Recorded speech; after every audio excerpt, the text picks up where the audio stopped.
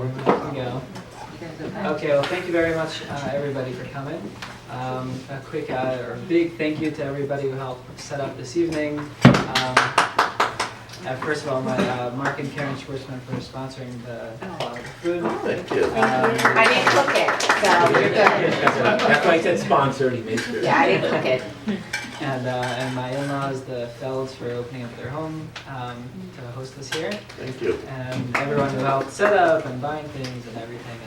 So big thank you.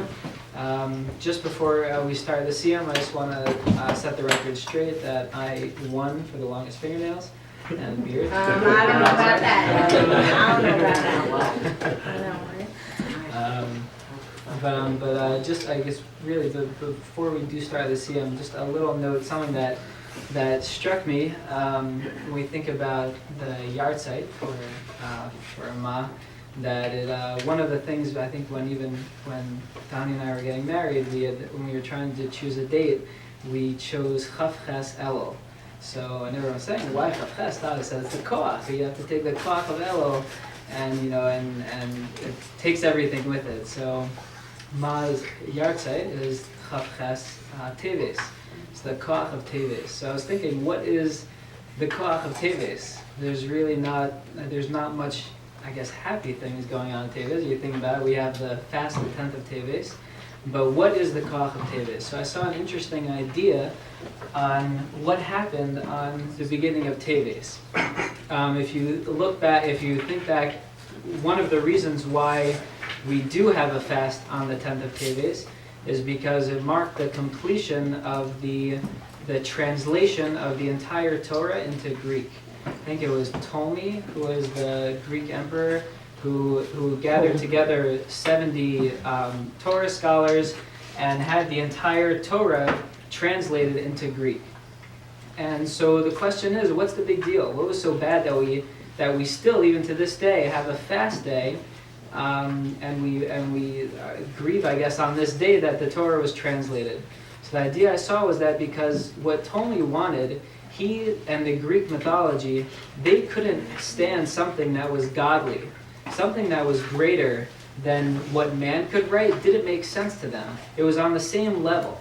So something, even though God wrote the Torah, it couldn't be any greater than what man had. So for them, what they were doing is when they translated and they took the Torah and put it into Greek, they were bringing it down to their own level. They were fitting it into their culture, into their lives, until the point where it's literally just another book on the shelf. And that is a tragedy, because that's not what the Torah is. We can't take the Torah and make it small to fit what we want. It's along the same lines of what they did by the Egel, by the golden calf. They were just coming off of seeing God in all His glory when He gave the Torah at Mount Sinai. And then what do? They make a golden calf, and they make that their God.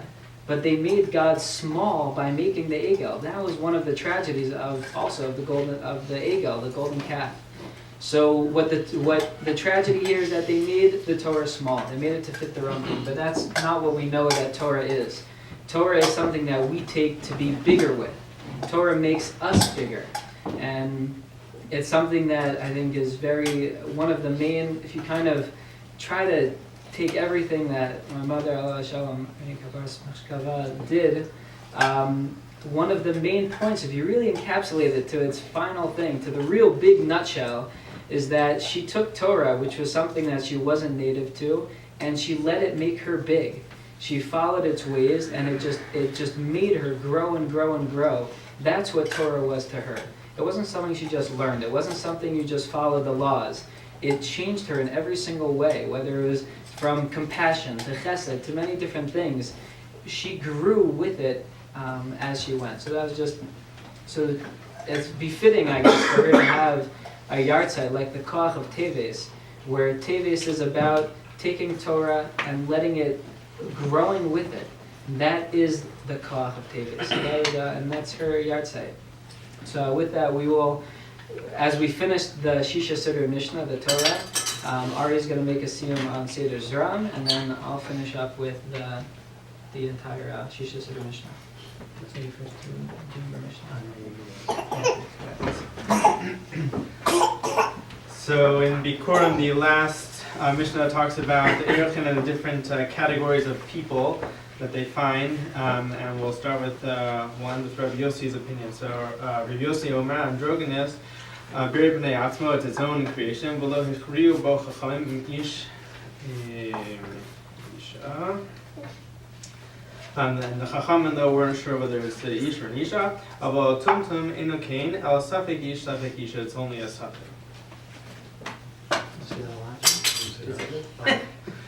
Hadron lachs. You want me to do this? Just Hadron lach seder zran v'hadron alam. Daitan lach seder zran v'daitan alam. Lo nisneshei minach seder zran v'lo nisneshei minan. Lo ba'alma hadein v'lo ba'alma da'asi.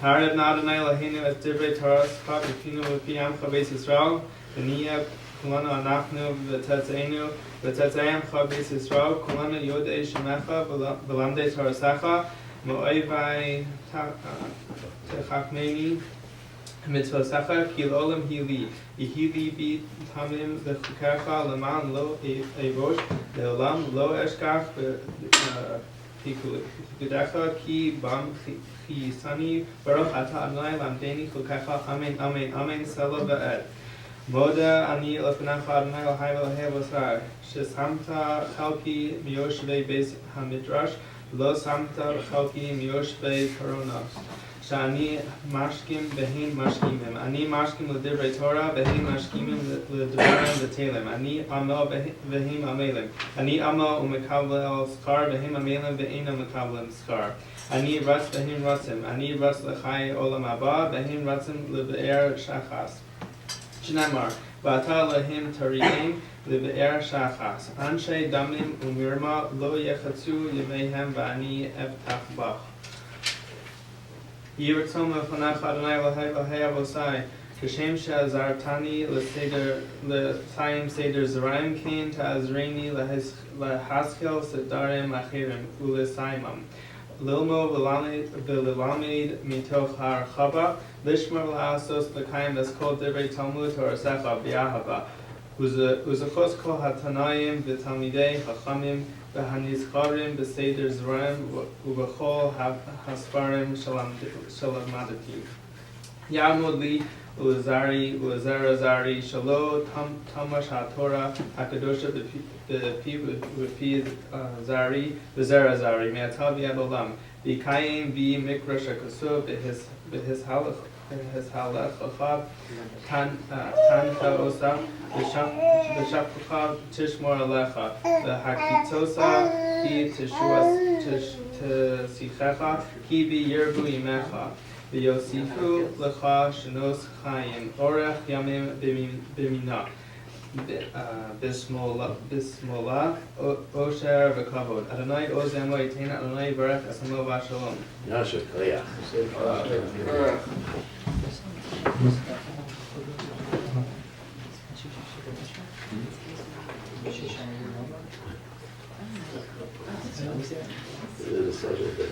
There's something else for Shisha Seder.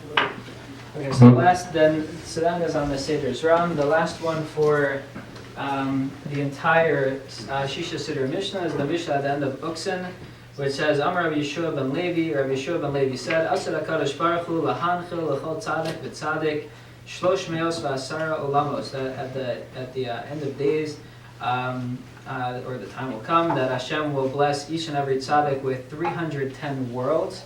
Shenemar lahanchil ohavai yesh v'tzoseim amalei.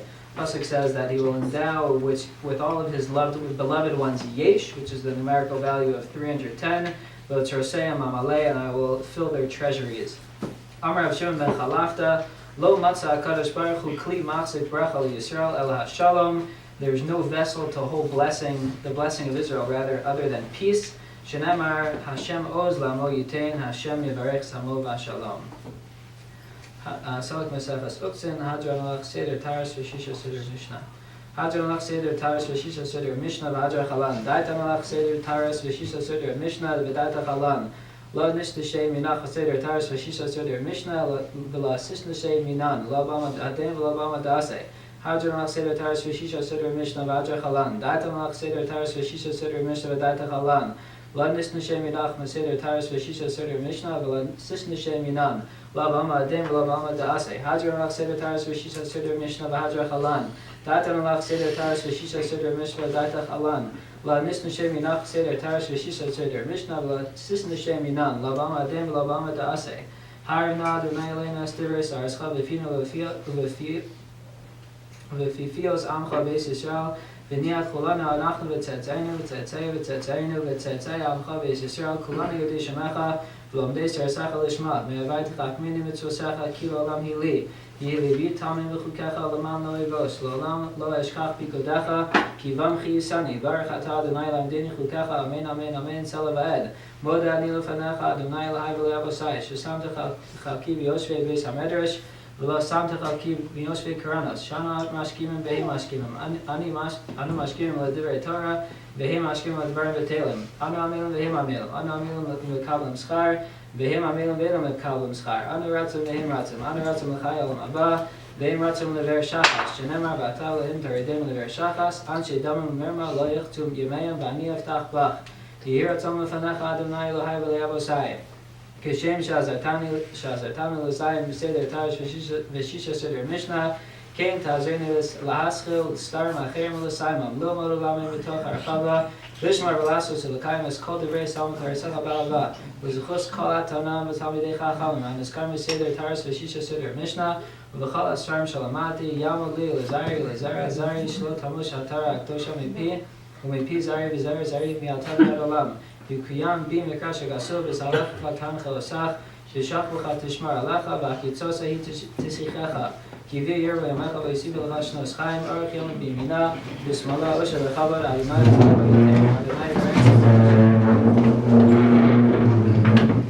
Yizkada Shnei Rabba Amen. Yom Adil Chayya Masya bas Yisayula Sakal Yochai Alma V'Lebnei Karta Yerushalem V'Leshachla L'Archua V'Gamba V'Mekar Kalchana Nufara Min Hara V'Lasava Kalchana B'Shmai Yasrei V'Amrit Kutcha V'Chuk Machlus Sevikarei V'Chai Chon V'Yamechon V'Chai D'Chol Beis Yisrael V'Agalav Ezman Karid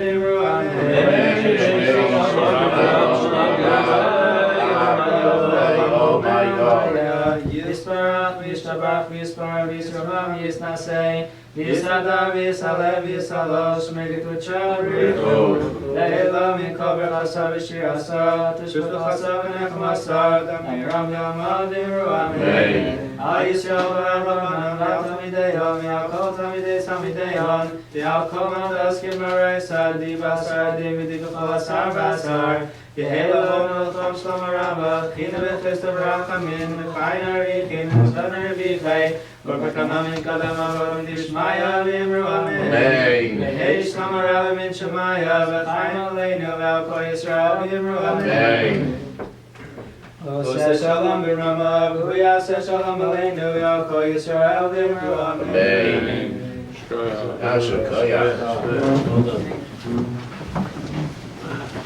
My father will say, follow Papa with a few words. Yeah, well, for a father, the greatest gift you can have is a daughter. And Amy was my gift. And from rabbis to music students, to know her was to love her. And she will be missed. Well said. Thank you, Papa.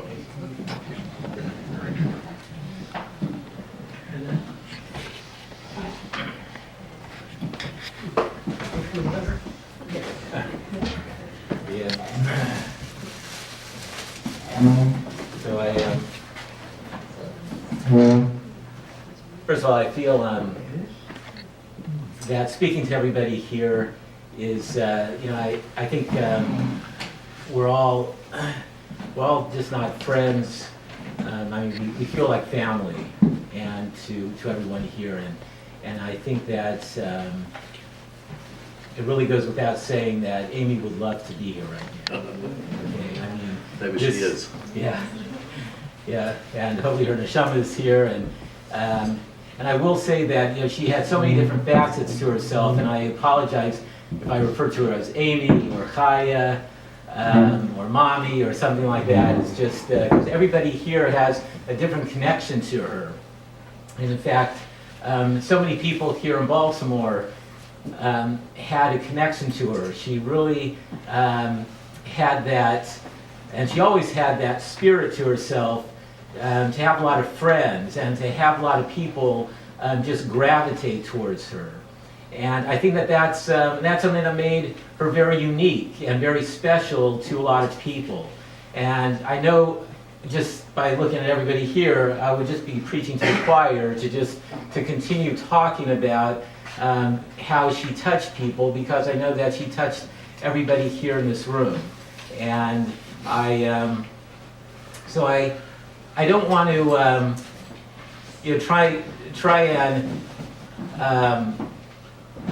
I guess go over a lot of her traits over and over again. And I thought that just what would be appropriate is some things that, first of all, that have come to me over the past couple of weeks, and how I just felt like it kind of touched me, and maybe it will do the same for the people who are here.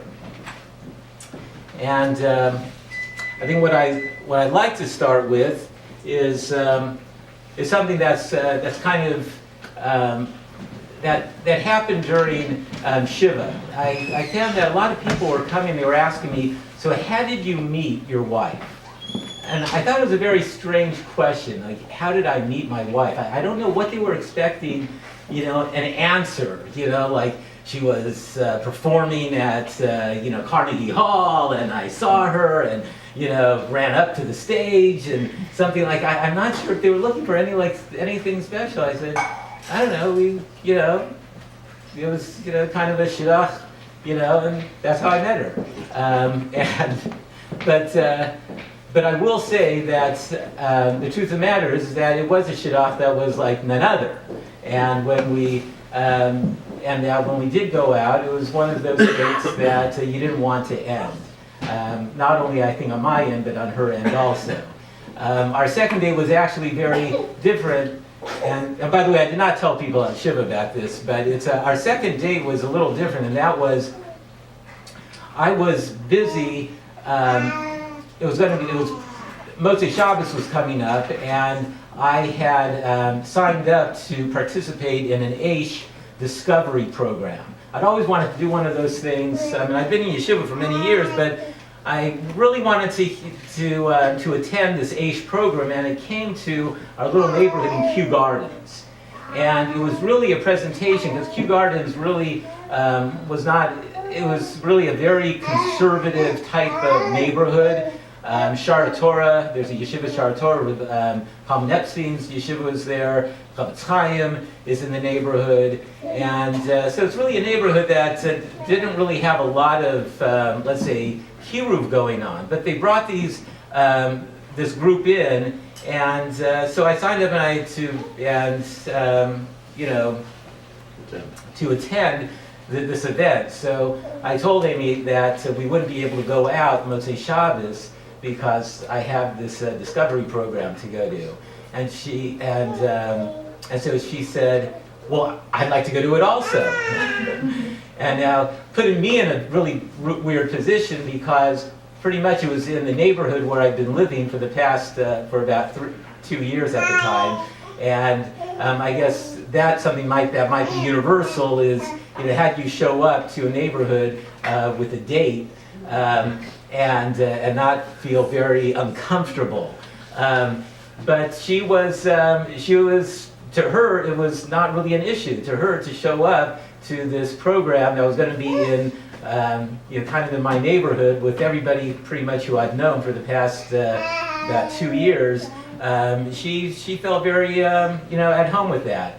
And I had to feel at home with that also. So Baruch Hashem, so she came to me, and that was actually our second date, was actually going and learning at this Aish program.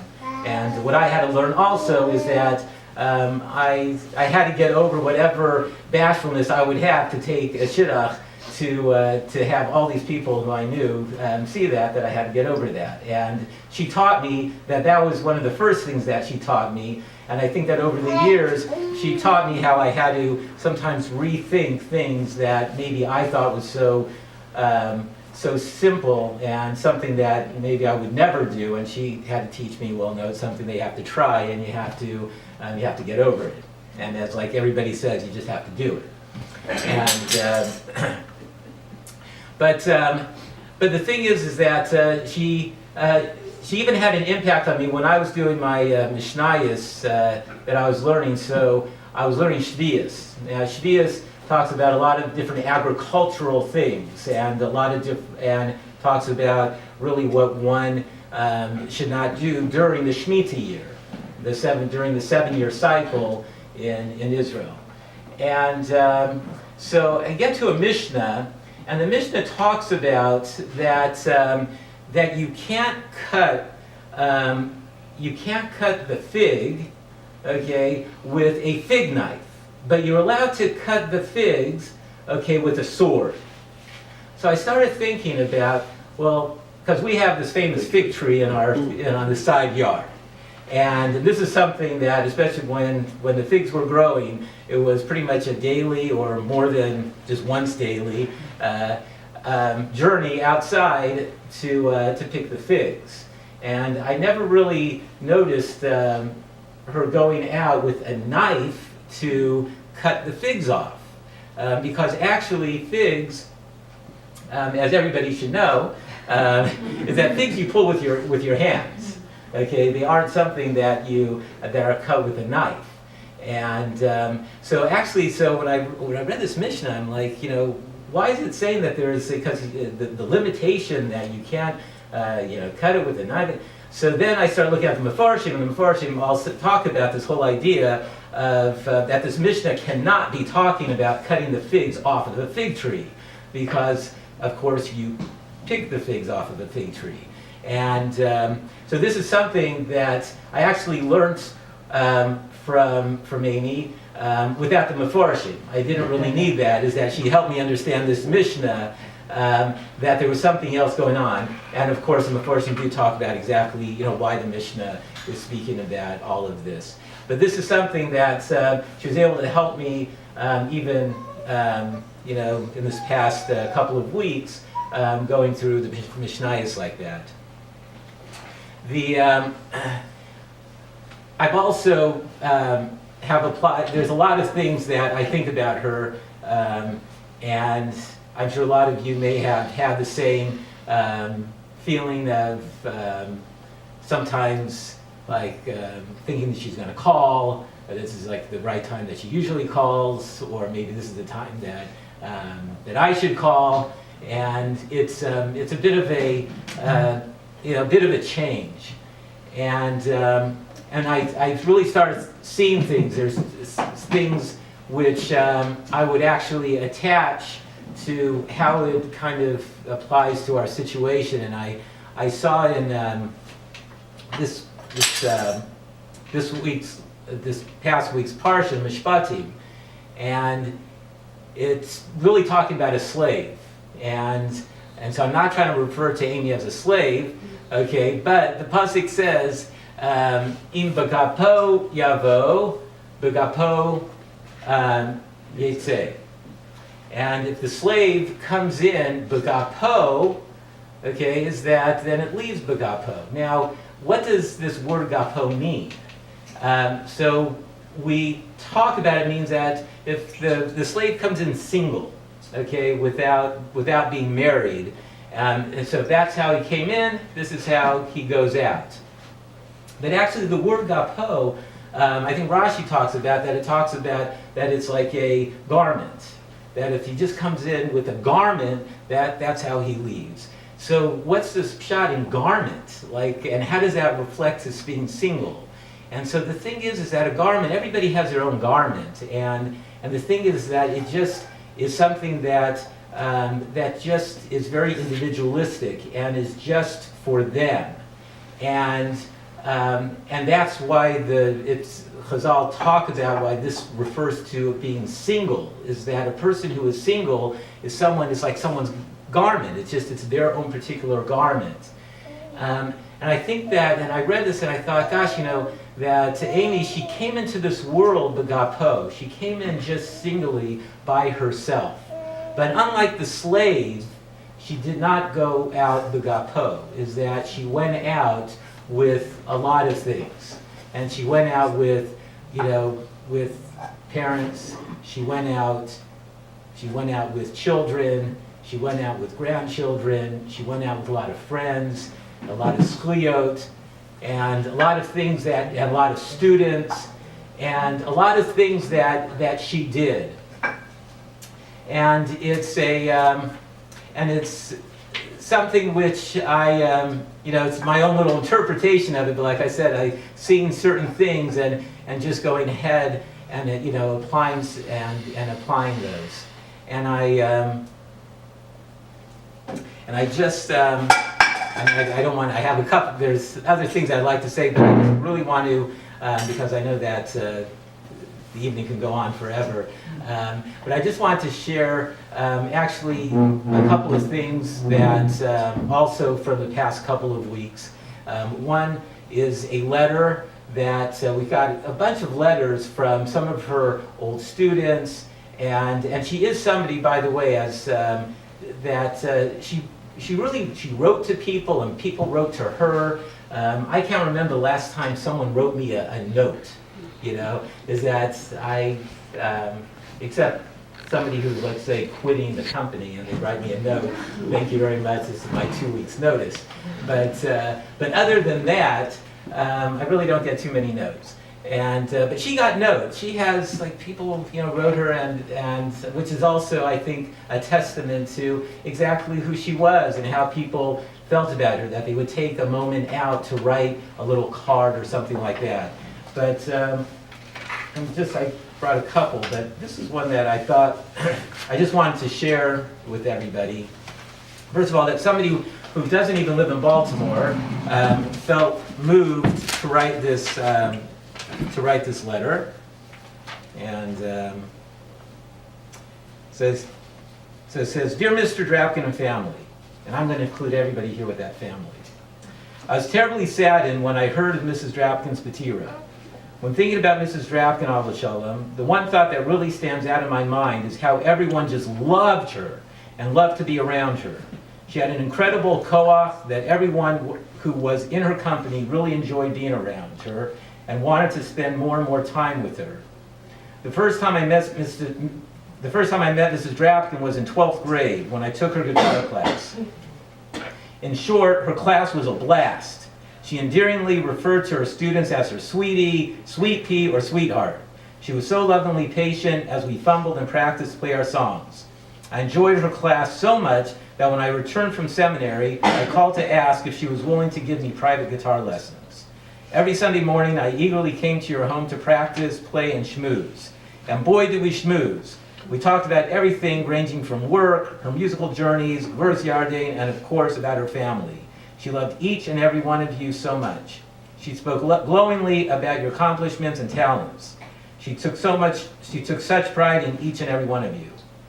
In addition, since I was in Shidduchim, she would ask me very seriously what I was looking for and really came close to actually setting me up on a date. I was not unique. She took such interest in everyone whom she met, and she had a heart of gold.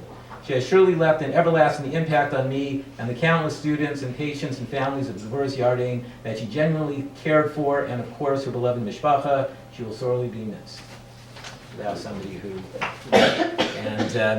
and then one last thing that I just want to share with everybody, and that is, I think kind of a painful task is kind of going through things in our house and specifically in our room, things that, quite frankly, I haven't seen. She definitely liked. She had a lot of interesting things that went on. She had a lot of. I guess I could say I don't have to worry about anybody here breaking into our house, but she had a lot of funds. set up, and she would put money away and a lot of different things with notes that this is for this person and that person and grandchildren, and just she always had a lot of definitely a lot of things going on in her head.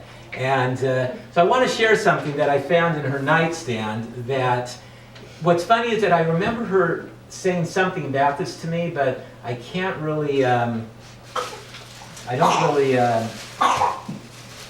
recall ever hearing much more about it. And this is something that I found. It's a music book over here, and I was wondering why she, why she had it. And so this is something that was written. It's dated February 1st, 2014, and so it says it's like this over here. And she has a note in here.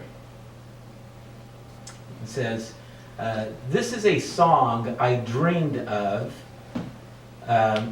words and music. In the dream, it was understood that it would be a lullaby for a future grandchild. So I'm not going to sing it because I don't know how to sing these notes, okay? But these were the words that she said that she heard in her dream, and maybe at some point we can get somebody to try to, not tonight, but at some point maybe we could play some of these notes. But this is for the grandchildren, okay? There's a place you can go to called Strawberry Town, past the sugar-topped mountains with streams pouring down. And the streets in the town all do glitter and shine, and the gardens have berries and fruits of all kinds. Well, the people in Strawberry Town always smile, and they say that they missed you, and please stay a while. As you walk through the town, you can hear a band play, and some children are laughing, enjoying the day. In the center of town, there's a pond and some trees. There are ducks gently swimming, and there's a warm breeze. All the stores in the town are all open for you, because in Strawberry Town, sharing is what they do. When the day starts to dim and before the sun's down, then they all daven mincha in Strawberry Town. When the stars start to twinkle and evening birds sing, and ducklings will snuggle beneath mama's wings, then it's time to go home to your own nice warm bed and to feel your soft pillow, and to feel your soft pillow against your sweet head. You can dream of the day and the fun that you found past the sugar-topped mountains in Strawberry Town. So I don't know what you dream about, but I usually don't dream about music like that. But anyway, that's for the grandkids, something that she left, and I'm glad that I saw it in this book. Okay, over here.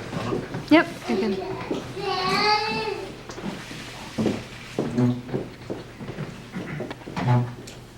I think it's fair to say that this has been an exceedingly difficult month for all of us, without having to specify in detail. And this Siyum is not only a Siyum on the Mishnayos, on Seder Zroim and Shir Seder Mishnayos, but it's a Siyum on a certain Tekuf, a certain period. A period of Avelos that right now is winding down. Primary Avelos is Shloshim Yom, the 30 days. It says in the end of the Chumash that when Moshe Rabbeinu died, Vayivku b'nei Yisrael, for Moshe Shloshim Yom, for 30 days. Vayatamu Yimei B'chi Evel Moshe, the days of crying and Avelos came to an end. Moshe Rabbeinu's loss was catastrophic. It meant that he's not coming to Eretz Yisrael. It meant that their entry and eventual conquest and eventually building a base of Mikdash, the temple in Eretz Israel was only going to be temporary. It's all going to eventually be destroyed. Without Moshe Rabbeinu, it's not going to be lasting. And yet, they had to move on. The time for Avelos ended, and they had to go on. And that's the point that we're at right now. The Avelos, the pain, the sitting and thinking and talking about the loss is something that we now have to move on. The Gesher Chaim brings down from Zayar. It says that for the first 30 days, the neshama itself is going through a purification process before it's able to really fly and ascend higher and higher to heights of the tzaddikim. But as of tomorrow morning, the Shloshim ends, and free flight to the highest of heights for a person that goes through so many mitzvahs, so many schusim, and their Avelis, the Sham itself Avelis, comes to an end. And the Avelis, therefore, of us down over here, family, ends at that point too. The Avelis of children alone, only a son and a daughter, continues for the 12 months because of Kibbut Aviyim. Always note, that's not the same without. But the primary Avelis sharing in the pain of the loss and the pain of the neshama having been lost from this world going on and not yet being able to really get up to its full heights is coming now to an end. And the question is, where do we go from here? And how do we get there? Because you all know better than me that your mom was always positive-minded, didn't want to hear anything negative. Throughout the illness, didn't want to talk about anything besides positive and good. And that was not only during the last 2 years, but the last 50 years. It was all good, and it was all positive, and it was all upbeat, and it was all with excitement and with encouragement. And come on, let's go, we can do it. And all the upbeat types of attitudes that she was just filled her life and made her be able to drive herself and so many others to accomplish so much. Was never lagging and being depressed and being sad and being lethargic. Those words didn't exist in her vocabulary, in her lifestyle. And right now, we need to somehow rise to that. And that's the challenge of the moment. So I want to share with you a pasuk that Rabbeinu Yonah brings down in Shari Tshuva, a pasuk in Treyasar Micha, that might be appropriate to this moment. Kinufalti v'kamti, I have fallen and I get up. Ki eisha b'choshech, I might sit in darkness. When sitting during a period of sadness of the morning period, feels like they're sitting in a state of darkness. The light has seemed to have gone out. Ki eisha b'choshech, I sit in the darkness. Hashem orli, but God is still light shining above me. And we could read this pasuk and think it means, I have fallen and yet I will get up. I might be in darkness, but I have the light of Hashem. What Rabbeinu Yonah brings down from the Medrash, Chazal explain exactly the opposite of that. Ilmoli nafalti lo kamti.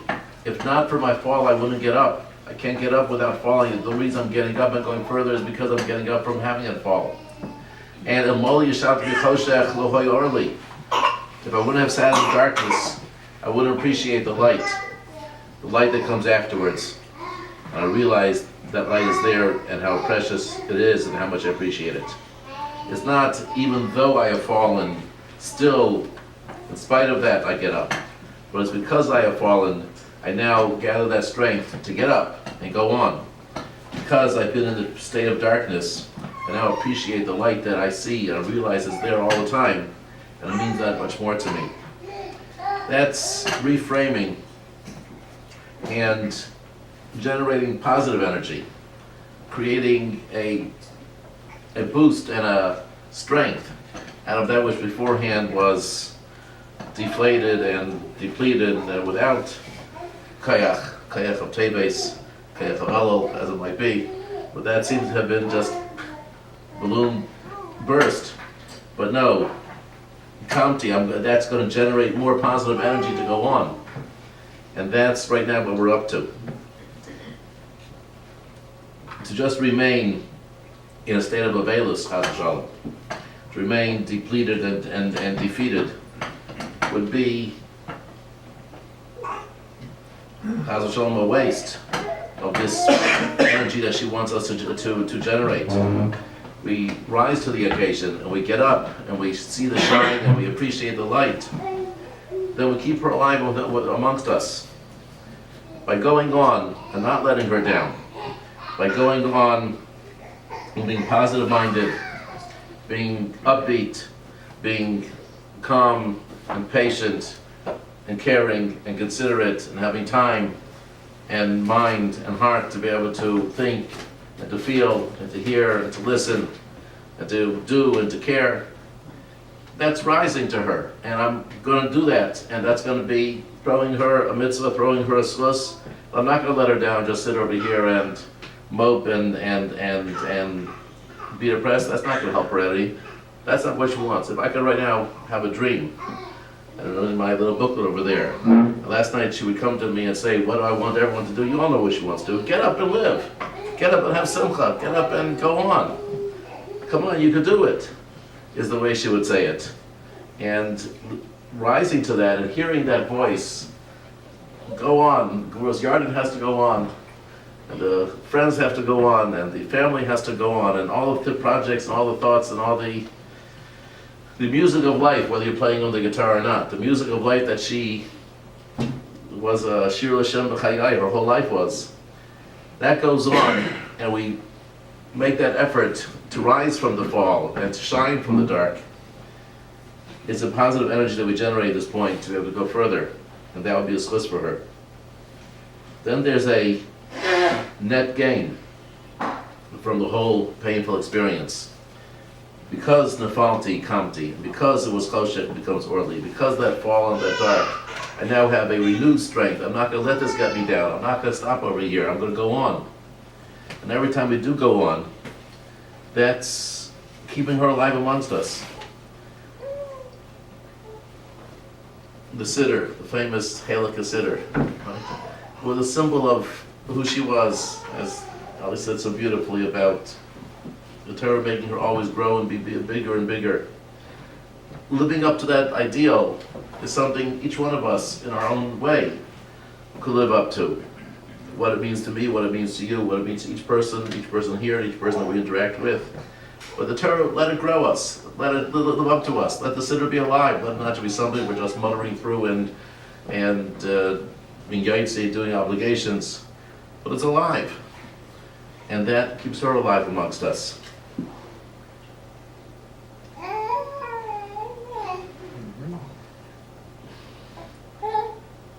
Family and friends,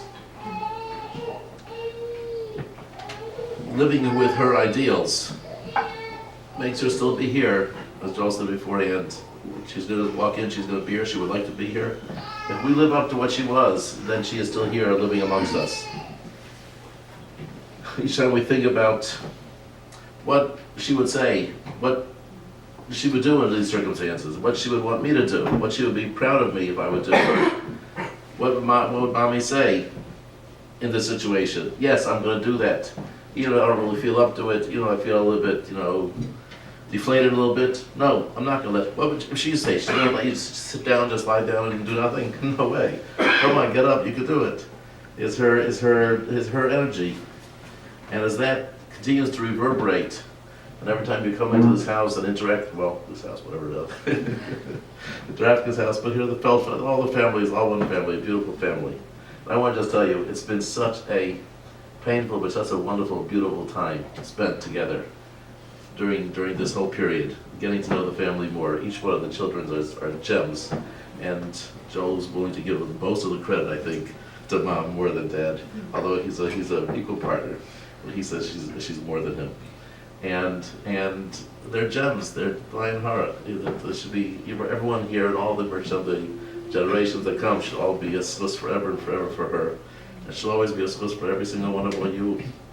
And that, Ashreinu, Ashreichem, you're very blessed to be able to carry that on, to continue that legacy, to be able to have that mom, that Isha Tzedekis, that Neshama Yikara, that very, very special and rare Neshama. You could look high and low in many communities, you'd be hard pressed to be able to find anyone like that. And that has to stay alive. That has to keep on going. And the people that were closer and the closest, and the family more than everyone else, every single one of you precious people, that's where it's going to stay alive. And I'm positive that that's what she wants you to do, and I think you all know that too. And that's a positive energy that we generate. And from this nefila, from this fall, become even more of a kima of getting up and be stronger. From this choshech, from the darkness that was experienced. And you all know we took it very much to heart, but it's not going to leave us in darkness. We're going to generate more light. The merchant sheet's going to continue to shine until the light of Mashiach will come. Or we just give one later the Hora, we should see the light of Mashiach come. The merchant shall come and greet us there together with the light of Mashiach. But here we meet him.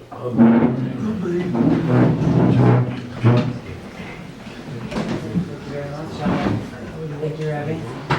If anyone wants seconds, I guess, run in there.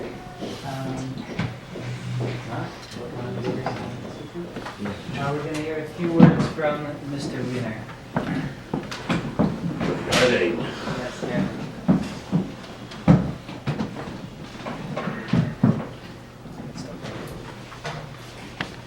So when I saw the text message and said that you'd like to speak, let it be known.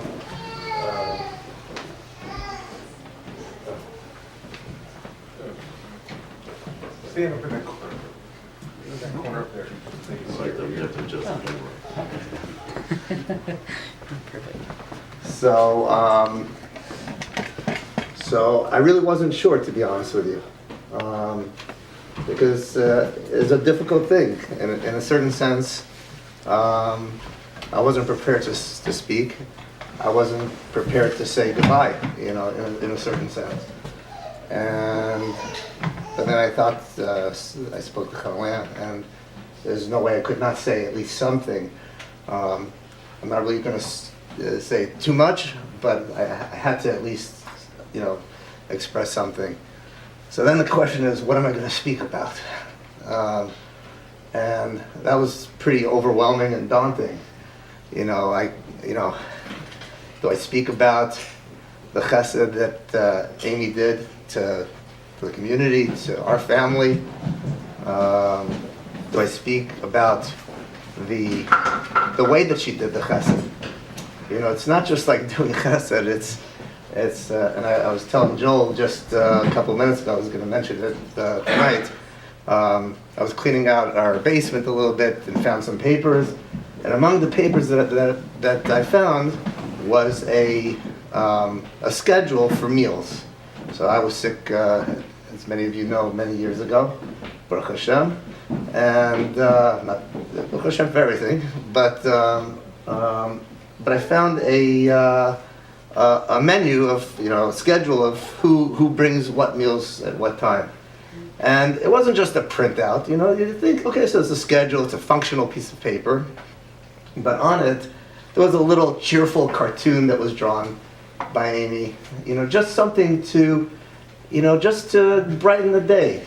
So again, it's not just doing the chesed, that's how the chesed was done. It was done with a care, it's just not to be yaitze a mitzvah, but it's to be, it's with the whole force of what the mitzvah is about. It's about the very human side of things. And she did, you see the passion that she had in doing that mitzvah. So I thought I could speak about that aspect, but I'm not. I just wanted to mention that particular thing. And then, then I was reflecting at different times that we spent with the Drafkins in different settings, whether it was a winter at I think it was a Sukkot or pre-Sukkot or Sukkot, I think, at the beach, and how much Amy loved the water and the beach and the ocean. or the music. Our kids took lessons at some point, and then when I was 6, she played with a little quartet with some other people, and her passion for all types of music, the eclectic taste of music. But I thought, I don't know if I don't know if I should speak about that. And then I was thinking about different situations where your mother would, we would be sitting around a Shabbos table or a Yontif table, and I would say something, and inevitably she would never let me get away with it. And I ended up putting not only one foot in my mouth, but probably both feet in my mouth.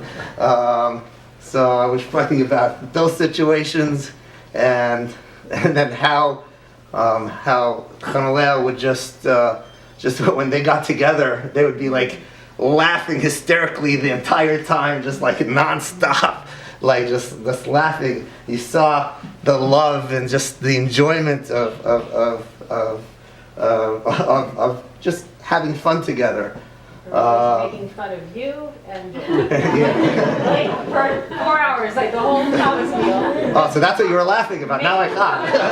And Joel, like, and you're like, you're clueless. That's usually the case. Baruch Hashem. Yeah, right. Not anymore. Not anymore. Or just even in the last year and a half, the courage, the Avas Hashem. It's Amy had a passion for life. Everybody knows that, and a passion for Kadosh Baruch Hu. But when a person is sick, and I could say this because I was there. A person is sick, then it's very easy to be angry at HaKohen Baruch Hu. It's very easy to say, why me? Why? And everybody may say that, but it's a different situation to still have that deep Avas Hashem, which she did. There's several times that I spoke to her during the illness. It was obvious she had that love of HaKohen Baruch Hu. So there's all these facets. So, I said, where do I start talking? where do I go? And so I decided that really there's only one thing that I really wanted to say, even though I said all those things. But there's really one thing that I wanted to say and I wanted to thank HaKohen Baruch Hu for it's easy to harp on what we lost. But I want to thank HaKohen Baruch Hu for what He gave us. He gave us the opportunity to have this very close and dear friendship with Amy Dracula, and all the Draculas are really dear friends. And we're very thankful to HaKohen Baruch Hu for what we have. And that's really just all that I wanted to say. Amen. Thank you, Yardi.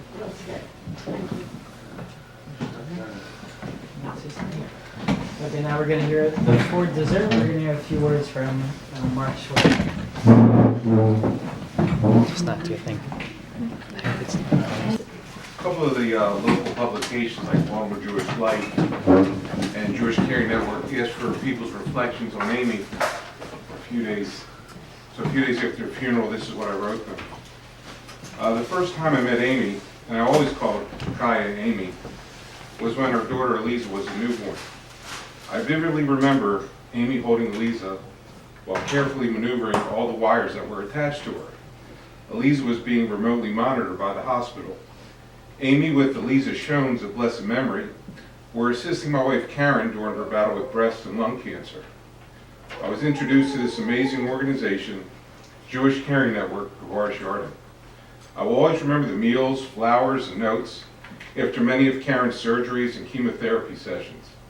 Amy and my wife Karen, affectionately called Karen by the Dratkins, became best of friends, and Karen became a board member of the Jewish Caring Network.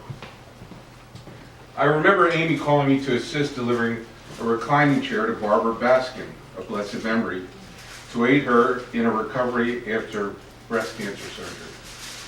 After Barbara passed away, I remember how Jewish Caring Network worked very hard to get Barbara's daughter, Aviva, scholarships so she could attend Touro College. Aviva graduated Touro, and at her wedding, I thanked one of her deans in attendance for helping Aviva. He thanked Jewish Caring Network for sending Aviva to Touro. Aviva, her husband Josh, and their 3 beautiful children were with Karen in Florida this week, well, the week of Amy's funeral. And I know Amy was looking down from heaven, smiling. Many meals, many simchas have Karen and I share with the Dravkins. What stands out the most for me is the meals in the Dravkin sukkah. You see, Amy would make a poster every year with pictures of Joel and the kids and the extended family, highlighting their adventures over the years. All the posters from the previous years decorated the walls. I hope that in future years, I'm invited again, and hope that one of the kids keep this tradition of posters with a picture of Amy right in the center of that poster. At the Shiva house on Tuesday, I met Amy's closest friend from high school, Michael. He told me that they were best of friends who were in high school. Amy wore designer jeans, and when his girlfriend broke up with him, they decided to go to the prom together as friends. I asked Michael when Amy became religious. He said around the time when she went to Queens College. There is no doubt at some time in Amy's life, Hashem reached down from heaven, united her with Joel, and brought them to Baltimore to raise a beautiful family. Hashem created this angel, Amy, for us in Baltimore, who started JCN, taught children music, and loved everything on this earth. Amy was so special, she became a family member to everyone she came in contact with. She was not only a Dravkin or an Einhorn, but a Wiener, a Trout, a Goldenberg. Insert a name from anyone on the Air Force. Walking behind her casket at Levinson's on Tuesday, I observed women with walkers and wheelchairs crying if they lost a family member. I know Amy helped them. I saw a young sight-impaired man walking out holding his mother's hand, who I seen being dropped off Amy's house many times for music lessons. If you ever met Amy, you were blessed. I guess life comes full circle. Last Sunday night in a hospital room in Birmingham, Alabama, with I'm sure many wires and IVs, that newborn of over 20 years ago, Eliza, was now nurturing her mother. Hashem came down from heaven and took Baltimore's angel from us, leaving a huge void. I hope Hashem has big plans for Amy. To my close, dear, sweet friend, my role model for Chesed and caring, may your memory be a blessing to your family and the entire Baltimore Jewish community. Amen. Beautiful. Beautiful, Mike. Beautiful. A lot of feeling.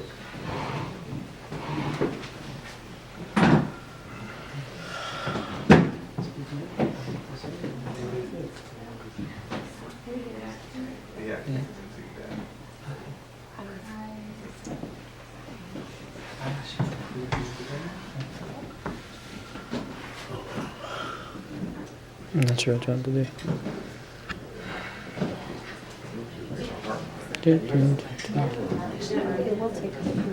For being part of a elite group of Amy Dravkin fan club. Really, I mean, there's so many, it's a big fan club. To be of this special and part of the family, which Baruch Hashem I've been attuned for a long time and part of, it's really a schus to have known her, and I give thanks for that. We also want to just extend to those who hosted, the hosts and the hostesses, may you always be able to make simchas, and may be able to host many, many simchas, and especially in the Dravkin family, hopefully soon. And Mitzvah Hashem, we should be able to share in beautiful simchas in the near future as well.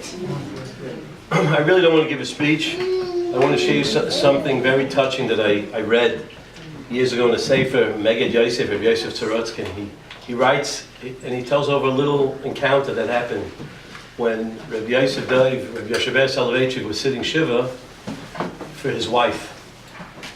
And several great rabbinic personalities came there. Rav Hutner, and Rabbi Teitz, and Rabbi Yoshever, and they were sitting there, giving him comfort, being Menachem over him. And they raised the question that Rabbi Sharatovitz touched on. He says, why is it that for a parent we mourn for 12 months, and for a spouse, for a child, for a sibling, it's only 30 days? You know, they asked that it should be just the opposite. You know, in the natural course of things, people lose their parents, they outlive their parents. That's, sometimes it's earlier than later, but that's part of the natural course of losing a spouse, a child, for sure, and or a sibling. That's not as natural, and therefore it should be just the opposite. There's a deeper mourning. So Rabbi Yasher Bas said, who was sitting Shiva, he said a very touching thing, which I think is very true. We should never know, and only those who've lost a child or a spouse can sense that. He said that the Chachamim, the Torah and the wisdom, they knew that the loss of a spouse or a child is so profound, the pain is so profound, that they had to stop it at 30 days because they were afraid to let it go too long because someone would wallow in that pain, because it's so easy to wallow in a pain that really, a gap and a hole that can never be filled. That was his. As a parent, you can mourn for 12 months. That was his. And I think that's very true. And certainly, but the lesson is that obviously if the Torah says only 30 days, as Rosh Hashanah says, you got to move on and try the best as you can, even though who can tell you what to do. But obviously that's the lesson that the Torah is teaching us. The Rav Hutner said a very fascinating idea, and he said maybe it's because parents represent our connection to Har Sinai, to the Avos. So a sibling, a spouse, of course, a close relationship. But we give a special tribute to parents because they represent the history, our link to Matan Torah, to the time we were all together and back to the Avos. And I was thinking about that, and I was thinking how, children look back, and it is a fascinating thing. You look at your parents, and they're your link, and everything that they represent, and the attributes, and the character traits that they inherited and they absorbed from their parents is really something really remarkable and something that's awesome when you think about it. And my comment to the Einhorns, Mr. and Miss Einhorn, no one can fathom what it means to lose a child. But I would hope that you have some solace in looking at the beautiful grandchildren and the legacy you left and the legacy of your daughter that you're very much responsible for, because she didn't grow up in a vacuum.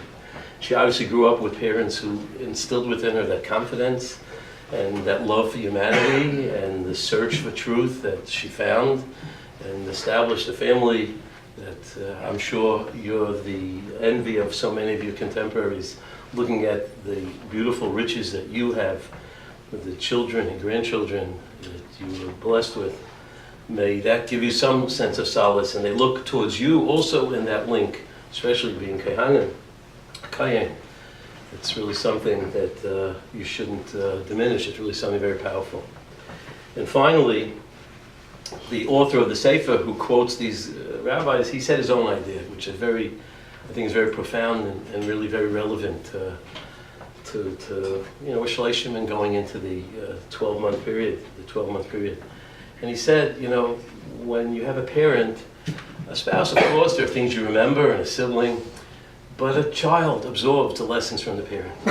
HaKodesh Baruch Hu, God wanted us to go through an entire year. So you have milestones, and you remember. Remember Purim, remember Pesach, the preparation, remember Shabbos, remember the spring and the summer.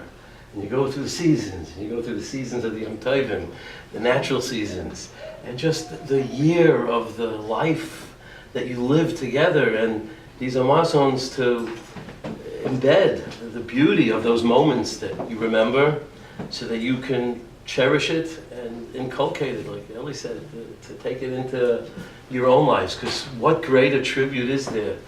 What greater nachas ruach you can give to your mother than by living by those beautiful attributes that she represented and wanted so much to instill within her children, which she did instill and wants to carry on. So it's not as much a period of mourning as a period of experience. And it's true for a spouse and for parents too, to focus on that, but certainly children.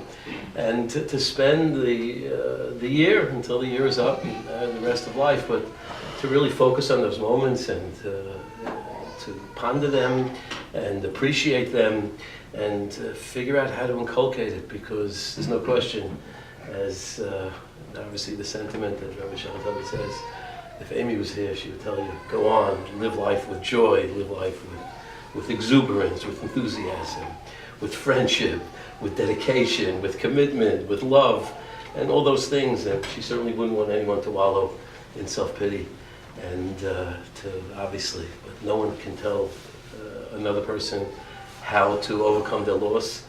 But hopefully in the memory of thinking of her enthusiasm that still ripples through our neshamas, anyone who had any involvement with her, she is so much alive because the influence that she left is so present.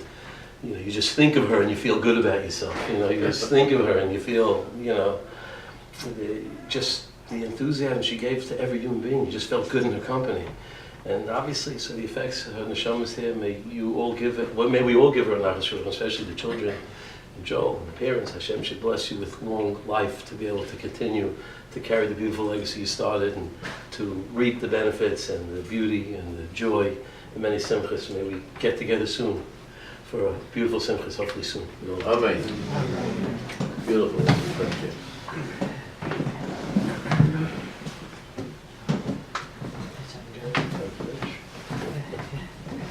Thank you everybody again for coming.